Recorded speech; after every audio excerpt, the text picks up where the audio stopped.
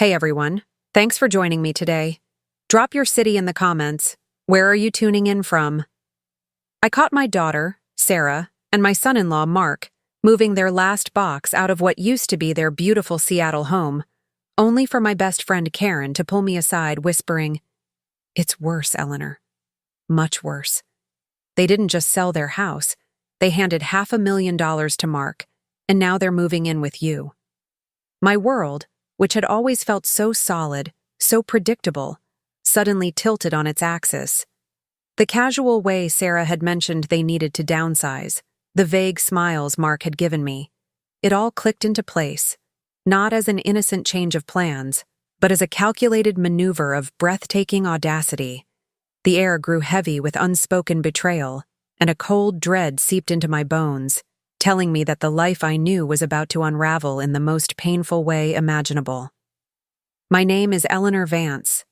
I'm 52, and until recently my biggest daily struggle was deciding between decaf and regular coffee at my little bookstore, Page's Pastries, nestled in a quaint historic district of Annapolis, Maryland. It's a place filled with the comforting scent of old books and freshly baked scones, a sanctuary I'd built with my own hands after my husband, Robert, passed away 5 years ago. He was a history professor at the Naval Academy, and his quiet intellect still permeated every corner of our lives, especially our beautiful colonial home just a few blocks from the water. I'd poured my grief and my savings into the bookstore, transforming it into a hub for local artists and book clubs, finding a new rhythm in the gentle hum of community. My life was simple, orderly, and, I thought, genuinely happy. Sarah, my only child, was supposed to be the jewel in my crown. A bright, ambitious marketing executive, she'd married Mark, a charming but somewhat enigmatic financial advisor, 7 years ago. They'd moved to Seattle for his job shortly after, and for a long time, their life seemed idyllic. Regular FaceTime calls showed me a stylish apartment, then a spacious suburban house with a garden Sarah was incredibly proud of. Mark was always polite, if a little distant, and Sarah seemed utterly smitten. They'd visit for Christmas and summer, bringing gifts and stories of their success, painting a picture of a couple truly living the American dream. I'd beam with pride, perhaps a little too readily dismissing the subtle shifts I occasionally noticed, like the way Mark always steered conversations away from specifics about his work, or Sarah's increasingly strained smiles when I'd ask about their financial goals. I brushed it off as the natural reticence of a successful private couple. My biggest concern was getting the annual summer garden party ready, a tradition Robert and I had started decades ago. This year, Sarah and Mark were flying in a week early to help, or so I thought. The call from Sarah had been brief, almost breathless. "Mom, we sold the house. We're simplifying, you know? Less clutter, more freedom." She'd laughed, a brittle sound I hadn't recognized at the time. "And we're going to stay with you for a bit, just until we figure things out. You don't mind, do you?" I hadn't minded. Of course I hadn't. My heart had swelled with the thought of having my daughter back under my roof, even temporarily. I imagined late-night talks, shared cups of tea in the garden, a closeness we hadn't had since she left for college. My house, a 4-bedroom sanctuary that felt a little too big for just me, would be filled with laughter again. I started clearing out a guest room, imagining her delight at the fresh paint and new linens. But then came Karen's whispered revelation, delivered with a look of profound concern over a shared platter of crab cakes at our usual lunch spot. Karen, a retired legal secretary, had a knack for unearthing information, and her connections in Annapolis ran deep. She'd heard it through the grapevine, a hushed conversation at the country club between 2 of Mark's former colleagues. "Eleanor, I don't know how to tell you this, but Mark lost a substantial amount of money for some clients. They're investigating him." My stomach dropped. And Sarah. Sarah apparently sold their house and gave him $500,000 to cover some of the losses. To keep it quiet. They have nothing left, no savings, no assets. That's why they're moving in with you. They have nowhere else to go. The crab cake turned to ash in my mouth. It wasn't just my house they were moving into. It was my life they were about to commandeer, and they were bringing a mountain of deceit with them. The red flags, once mere specks on the horizon, now coalesced into a terrifying storm cloud. Mark's late-night calls, which Sarah always dismissed as client emergencies, suddenly took on a sinister hue. The way they'd always insisted on splitting restaurant bills, even when I offered to treat, suddenly seemed less about polite independence and more about a desperate need to cling to every penny. Sarah's increasingly elaborate excuses for not visiting as often, blaming crazy work deadlines, now felt like a carefully constructed smokescreen. And the biggest red flag of all, waving frantically in my mind: the missing funds from my account. A few thousand here, a few thousand there, initially attributed to clerical errors by my bank, which I'd been too busy and trusting to thoroughly investigate. Now, a cold, hard suspicion settled in. Was this connected? Was this a long con, slowly siphoning away my security? The days leading up to their arrival were a blur of restless nights and forced smiles. I pretended everything was normal, even as my mind raced, replaying every conversation, every interaction, searching for clues I'd missed. Karen, bless her heart, became my silent confidant, her presence a constant, reassuring anchor in the storm. We met for coffee, ostensibly to discuss book club choices, but our conversations quickly turned to strategy. "You need proof, Eleanor," she'd advised, her voice low and steady. "Before you confront them, you need to know exactly what you're up against." My investigation began subtly. I started with my own finances. Armed with a year's worth of bank statements, I meticulously went through every transaction. The clerical errors were indeed there: small withdrawals, sometimes disguised as online purchases I didn't recognize, adding up to nearly $15,000. The pattern was insidious, small enough to go unnoticed, frequent enough to be significant. My heart hammered against my ribs as I saw a distinct spike in these withdrawals over the past 6 months, coinciding with Sarah's increased work deadlines and Mark's client emergencies. Next, I tackled Sarah's online presence. She was usually quite active on social media, but her accounts had gone strangely quiet. I tried to access her old shared photo albums, where she kept pictures of their Seattle home, but they were all privatized. This secrecy, so out of character for my usually open daughter, fueled my unease. I found an old email address of hers from college and tried to log in, using a password I knew she sometimes reused: her childhood dog's name. To my shock, it worked. A quick scan of her sent emails revealed a chilling exchange with a real estate agent from 2 months prior, confirming the sale of their Seattle house and specifying the deposit of the proceeds into a joint account with Mark. Crucially, it also contained a receipt for a cashier's check for $500,000 made out directly to Mark. My hand trembled as I screenshot the evidence. The betrayal was no longer a whispered rumor. It was a concrete, undeniable fact. The feeling of sickness in my stomach intensified. My own daughter, complicit in such a deception, and potentially in fleecing me. I felt a profound sense of loneliness, even with Karen's unwavering support. There was a quiet desperation that settled over me, a gnawing fear that the daughter I loved was irrevocably lost. But beneath the pain, a steel resolve began to form. I wouldn't let them destroy my life, my sanctuary. I wouldn't let Robert's legacy be squandered. My next step was to consult a lawyer. Karen recommended a formidable woman named Brenda Sterling, known for her sharp mind and no-nonsense approach to financial fraud cases. In her sterile, modern office overlooking the Annapolis harbor, I laid out my case, presenting the bank statements and the incriminating email. Brenda listened intently, her expression unreadable. "Eleanor," she began, her voice calm but firm, "this is serious. If Mark has committed fraud, and your daughter has actively aided him in moving assets, they could both face significant legal repercussions. As for the money missing from your account, that's a clear case of theft." She explained the legal implications: civil charges for fraud, potential criminal charges for the missing funds, and the complicated process of asset recovery. The $500,000 given to Mark, while seemingly to cover his alleged client losses, could be viewed as an attempt to hide assets or obstruct justice, especially if it was done without proper financial disclosure. Brenda advised me to hold my cards close to my chest. Do not confront them yet. Let them move in. Observe.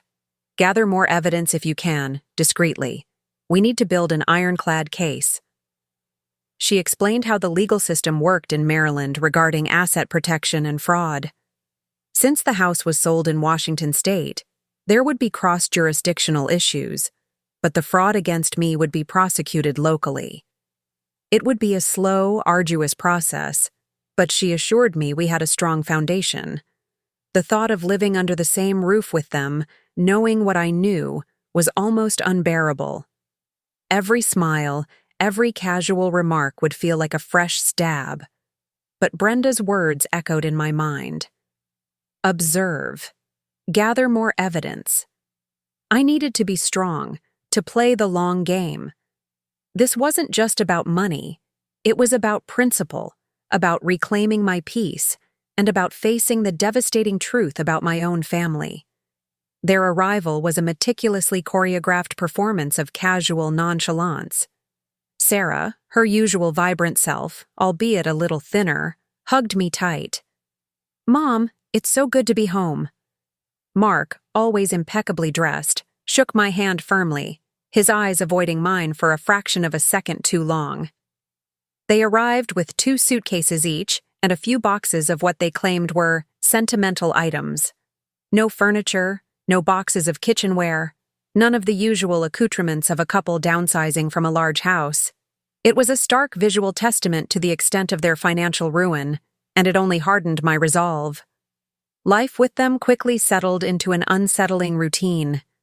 Sarah would spend her days job hunting online, but I'd often find her scrolling endlessly through social media or watching old movies. Mark was even more secretive, disappearing to meetings or spending hours holed up in their guest room, his phone perpetually glued to his ear. I observed them, just as Brenda had instructed. I noticed the way Mark's temper would flare when he thought no one was listening, muttering about idiots who can't follow simple instructions. I saw Sarah's furtive glances at her phone when notifications popped up, her quick swipes to dismiss them. One evening, I overheard a snippet of conversation. Sarah was on the phone, her voice hushed. "No, he still doesn't suspect anything. It's fine, we're just laying low here. It's temporary, I promise." My blood ran cold. He? Who was he? And laying low. Was that how they saw my home? My sanctuary? A temporary hiding place from the consequences of their actions. A few nights later, an opportunity presented itself. Mark had left his laptop open on the kitchen counter, logged into an email account. My heart pounding, I quickly clicked on his inbox. My breath hitched as I saw an email from a lawyer discussing settlement negotiations and mentioning client funds. But the most damning piece of evidence was in an attached PDF, a detailed list of investors, their original investments, and the current devastating losses. It was a Ponzi scheme, or something very similar, and Mark was clearly at the center of it. The $500,000 Sarah had given him wasn't to cover losses, but to pay off a particularly aggressive investor to keep them quiet, to buy him more time. The document detailed how their house sale had been structured to transfer the funds to Mark directly, bypassing Sarah's direct involvement in the fraudulent transactions, making her seem like an unwitting accomplice. However, a later paragraph discussed Sarah's active participation in setting up shell companies to funnel money, making her complicity undeniable. I quickly photographed every page with my phone, my hands shaking so much I almost dropped it. The final piece of the puzzle came from an unexpected source. One afternoon, while I was organizing some old files in Robert's study, I found a small, hidden safe behind a loose panel in his bookshelf. Inside was a ledger, meticulously kept in Robert's neat handwriting. It detailed his own personal investments, handled by none other than Mark. And there, starkly listed, were transfers of significant sums from Robert's personal accounts to Mark's firm, labeled investment principal. But there were no corresponding returns, no records of profits, only a steady erosion of the principal, culminating in a complete loss of nearly $200,000 in the months leading up to Robert's death.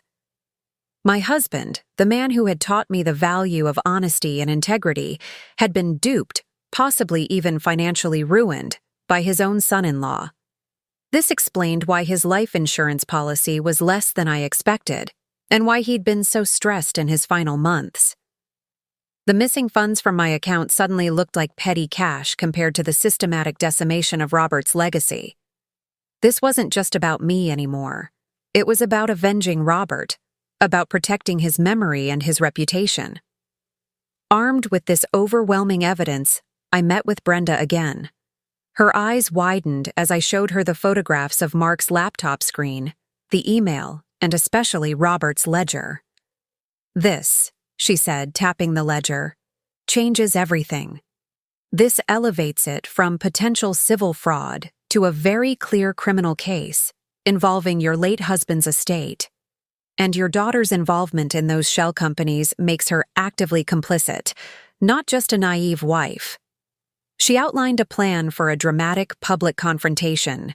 We would stage it at the annual Annapolis Yacht Club Regatta, a prestigious community event attended by many of the town's most influential citizens, including potential investors of Mark's whom I recognized from the email list. The plan was to expose Mark's fraud, Sarah's complicity, and their manipulation of my trust, all in one fell swoop. The day of the regatta dawned bright and clear, the kind of perfect summer day Annapolis was famous for. The yacht club grounds buzzed with activity, white sails fluttering against the blue sky, the air thick with the scent of salt water and expensive perfume. Mark, ever the opportunist, was working the room, charming potential clients with his practiced smile and smooth talk. Sarah, looking elegant in a sundress, clung to his arm, playing the part of the supportive wife. They had no idea what was coming.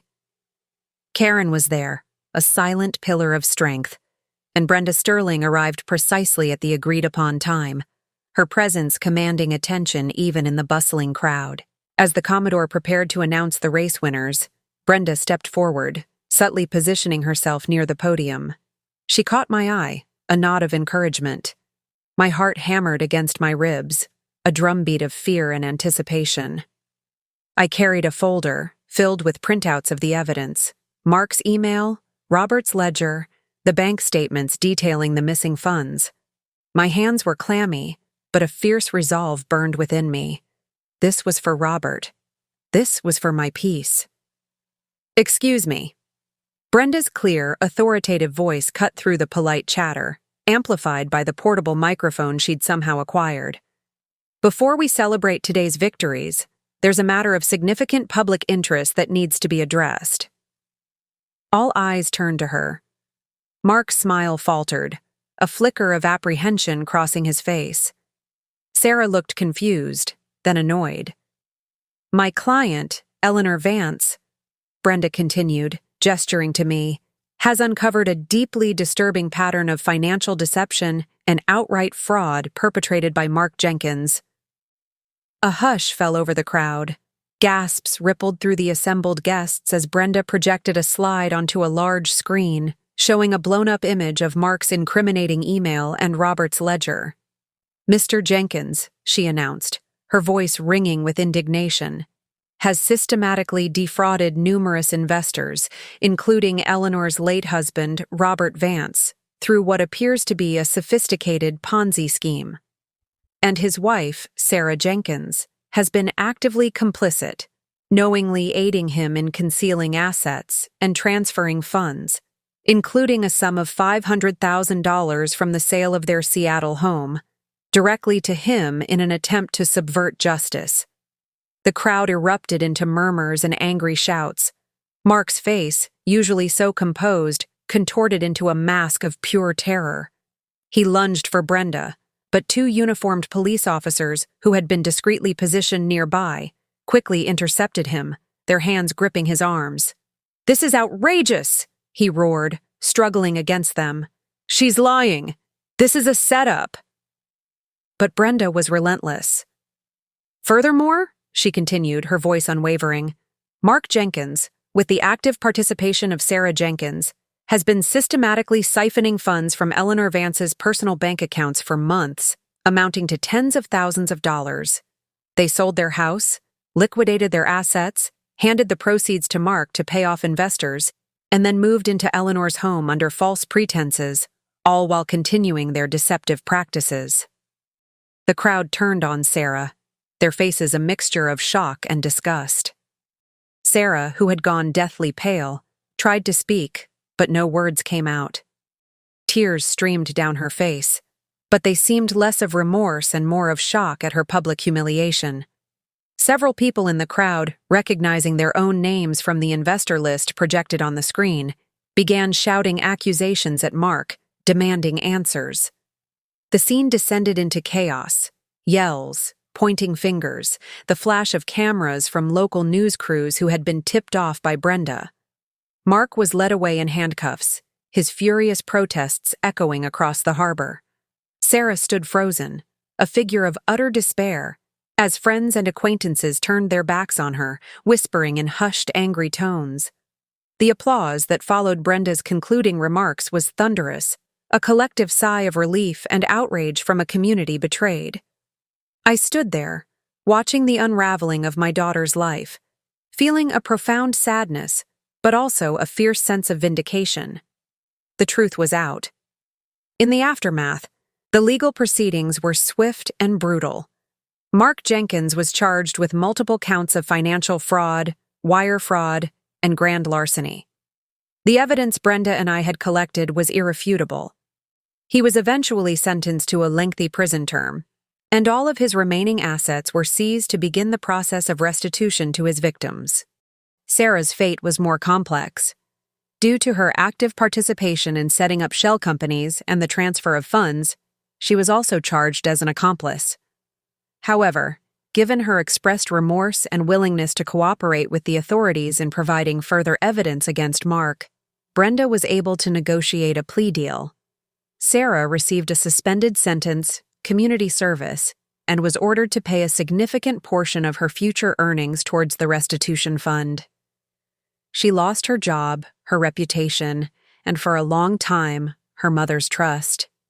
The immediate weeks after the regatta were a blur of media interviews, legal consultations, and a strange, quiet solitude in my now empty home.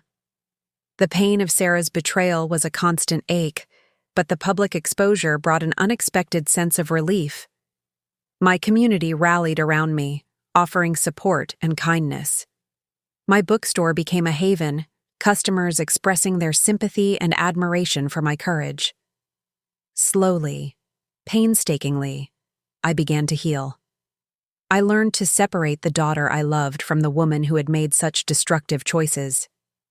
Sarah moved out of Annapolis, seeking a fresh start in a different state. Our relationship remains fractured, a tender wound that may never fully close.